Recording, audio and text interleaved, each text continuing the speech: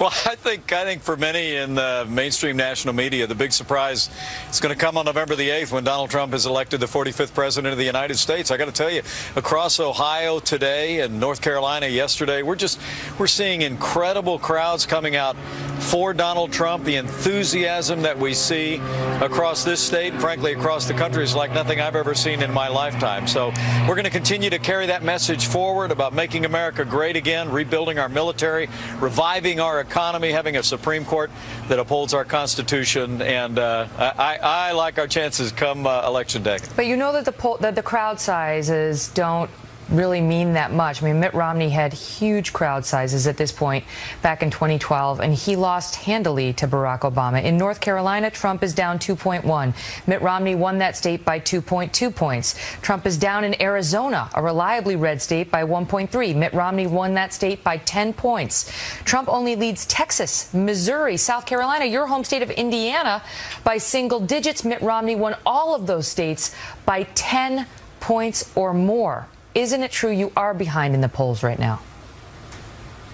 Number one, Megan, the only poll that counts is the one we're going to finish up come Election Day. But I got to tell you, I really do think that the pollsters and the pundits are missing something in this election.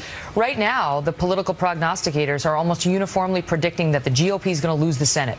And if the GOP loses both the White House and the Senate, you and I both know that Hillary Clinton's going to be able to get all of her confirmations right through, including Supreme Court justices, and there'll be virtually no check on those. I mean, should you start changing the message a little to try to preserve at least the Senate at this point?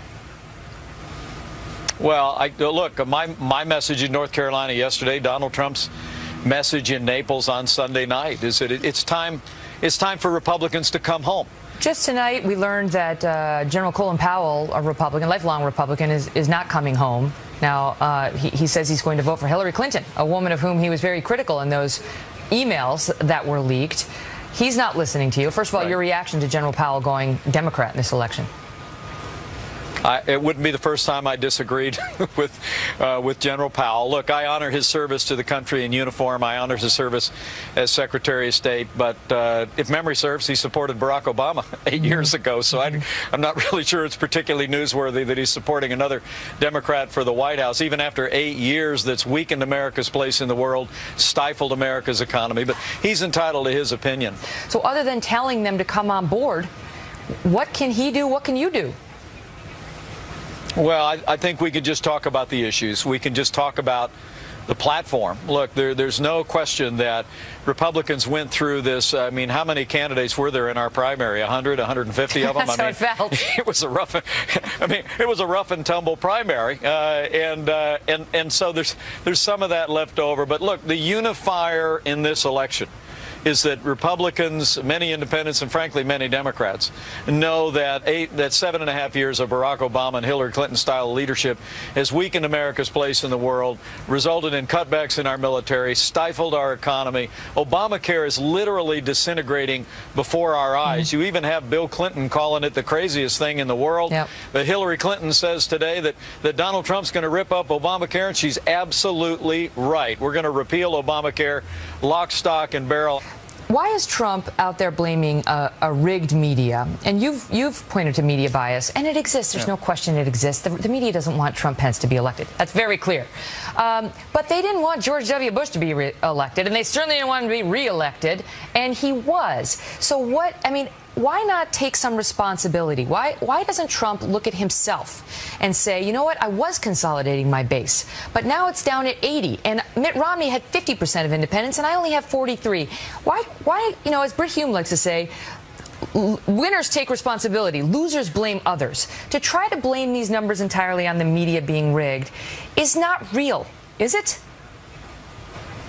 Well, I think, I hear that riff a little bit, that pointing out the overwhelming bias in the national media is somehow making an excuse. I think he's just making an observation. I mean, Media Research Center just came out with a study of media coverage. It showed that since the conventions, I think the number was that Donald Trump had gotten significantly more coverage, and more than 90% of it had been negative. I mean, well, that's I think people out there came know out that media, showing him saying he wants to grab women by the you-know-what. I mean, well, you know as well as I do, he does very controversial things. Long before that.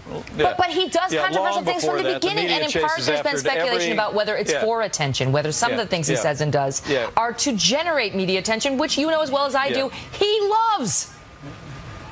Megyn, I got to tell you, most of the people I'm out campaigning with know that it's been 2-on-1 from almost the beginning of this campaign, with the media doing half of Hillary Clinton's work for her. But the amazing thing is that we continue to see this movement growing because the American people are talking to each other about the real issues in this campaign, not what the media is chasing after any given day of the week. He's this talking campaign. about it. And we're going to fight all the way to the finish. Governor Pence, respectfully, and then I'll give you the floor. But Donald Trump went to Gettysburg this weekend to lay out this new agenda, this contract with America, and he started it by saying he's going to sue all of the women who are accusing him. And you know as well as I do that those lawsuits will go nowhere. And you're telling me if he's the sitting president of the United States, he's going to start suing individual female citizens who have made these accusations? Well, Megyn, look, everyone in this country is entitled to defend their own reputation and their own integrity, and that includes people that are running for president of the United States. It's great to see you, Governor Pence. Thanks for being here. Thank you, Megyn. All the best to you. Well, with some forecasters now suggesting that the Democrats may take control of the Senate on November 8th, we break down the numbers with the man who helped launch a Republican resurgence. Newt Gingrich joins us next. As we edge closer to Election Day, attention has increasingly turned to the down-ballot races. The big story now, can Republicans maintain control of the House and, in particular, the Senate? Today, the nonpartisan Cook Political Report released its new rankings, with Cook predicting Democrats will pick up 5 to 7 seats and will likely gain control of the chamber. In moments, we'll talk about it with former Speaker of the House, Newt Gingrich. But we begin tonight with Trace Gallagher reporting from our West Coast newsroom. Trace? And Megyn, just like the old E.F. Hutton commercials, when Charlie Cook and his political report talked, people listened. And the reason Cook now says Democrats will pick up 5 to 7 seats in the Senate and regain control is that Republican senators in toss-up states can no longer run their own races because Donald Trump is drowning them out. The report says the slow leak in the GOP Senate balloon came the day the Access Hollywood tape went public. And trying to turn the tide with only 2 weeks left could prove difficult at best for 2 reasons. One, the Clinton campaign feels emboldened and is now pumping millions of dollars into the races of down-ballot candidates. And 2, early voting is underway in more than 30 states. And traditionally, Democrats perform better than Republicans in early voting. Experts say the GOP's best hope is to convince casual Republicans to go to the polls so Hillary Clinton doesn't walk into the White House with a blank check.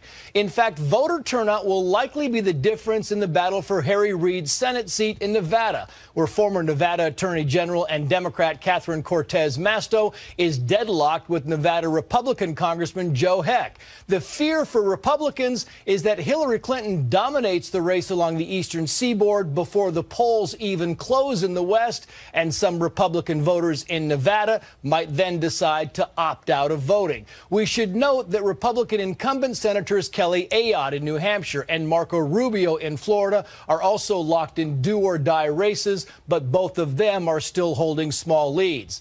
As for the House, Democrats would need to pick up 30 seats to regain control, but for now, even the most optimistic polls give them a net gain of just 10 to 18 seats, so it looks like the GOP holds the House. Megyn. Trace, thank you.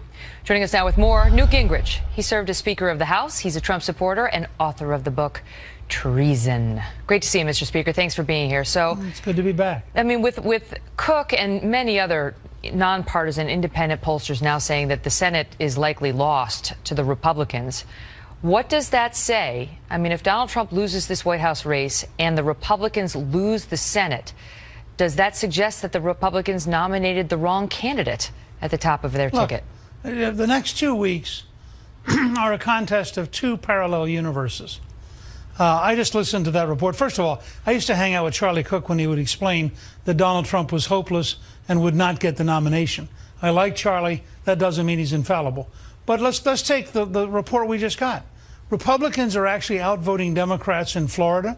They're outvoting Democrats in Pennsylvania. That's unprecedented. They've cut the Democratic lead. You predict a win in Pennsylvania? I think they might. Really? You think Trump's going to win Pennsylvania? Look, all I can report to you right now is they're outvoting the Democrats in early voting, which is also true in Florida, which is unprecedented. But all of the polls in Pennsylvania have her winning. What? All of the polls in Pennsylvania have her ahead. I know. I just told you we have two alternative universes right now. In Iowa, for example, the Democrats are 50,000 votes behind where they were with Barack Obama in turnout. The governor is very confident we're going to carry Iowa, which Obama carried last time. I can just carry you through case after case like this. In Minnesota, we're almost certainly going to win the congressional seat up around Duluth, which is a very Democratic area, but it deeply dislikes Hillary Clinton.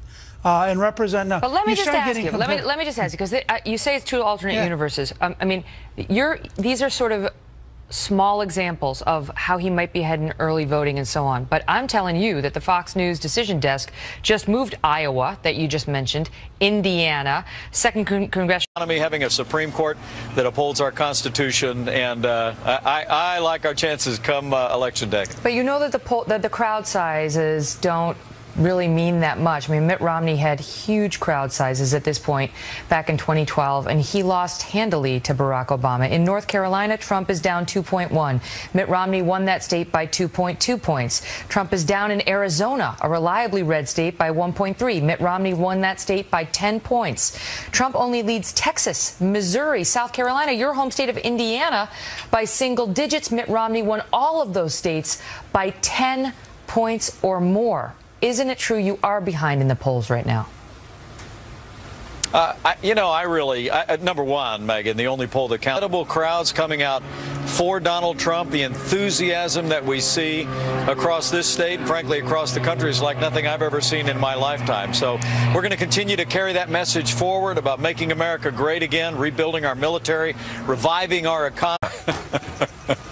Well, I think for many in the mainstream national media, the big surprise is going to come on November the 8th when Donald Trump is elected the 45th president of the United States. I got to tell you, across Ohio today and North Carolina yesterday, we're seeing incredible